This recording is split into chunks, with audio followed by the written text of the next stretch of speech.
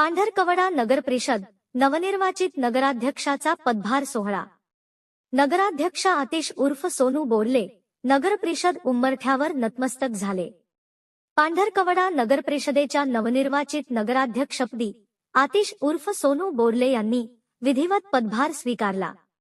पदभार स्वीकारताना त्यांनी प्रथम पराभूत उमेदवारांचा सन्मान करून राजकारणापेक्षा शहराच्या विकासाला प्राधान्य देणार असल्याचा संदेश दिला। पराभूत उमेदवारांच्या पाठीशी खंबीरपणे उभे राहून सर्व नगरसेवकांना विश्वासात घेऊन कारभार करण्याचे संकेत त्यांनी यावेळी दिले। नगरपरिषदेच्या 22 जागांपैकी भारतीय जनता पार्टीच्या 6 जागा निवडून आल्या असून 16 नगराध्यक्ष जागांवर शिवसेना, शिंदे गट, विरोधी पक्षाचे नगरसेवक विजयी झाले आहेत। निवडणूक निकालात आतिश उर्फ सोनू बोर्ले यांनी 7,829 मतांच्या बहुमताने नगराध्यक्षपदाची बाजी मारली।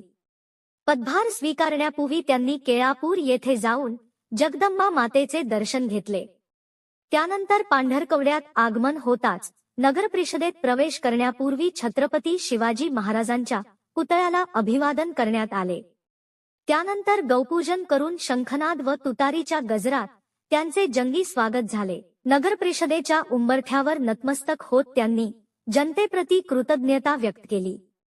नगराध्यक्ष कार्यालयात प्रवेश करताच जगदंबा मातेच्या प्रतिमेची विधिवत पूजा करून त्यांनी अधिकृतपणे पदभार स्वीकारला। आतिश उर्फ सोनू बोर्ले हे भारतीय जनता पार्टीकडून पांढरकवडा नगरपरिषदेला मिळालेले पहिले नगराध्यक्ष ठरले असून हा पक्षासाठी ऐतिहासिक क्षण मानला जात आहे। यावेळी लोकनेते व माजी आमदार अण्णासाहेब पारवेकर, आर्णी विधानसभा मतदारसंघाचे आमदार राजू तोडसाम, तालुका अध्यक्ष आनंद वैद्य, किशोर देशट्टीवार, नरेंद्र नारलावार, गजानन बैजेकीवार, संतोष चिंतावार, रजनीकांत बोर्ले, देवानंद चन्नावार, सुनील बोकिलवार, धीरज शर्मा, सतीश झाजेरिया आदी मान्यवरांनी त्यांचा सत्कार केला।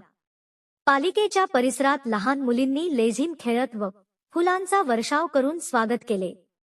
तुतारीच्या गजरात व फटाकेच्या आतिषबाजीत हा सोहळा उत्साहात पार पडला। नगरसेवक, भाजपचे पदाधिकारी व नागरिक मोठ्या संख्येने उपस्थित होते।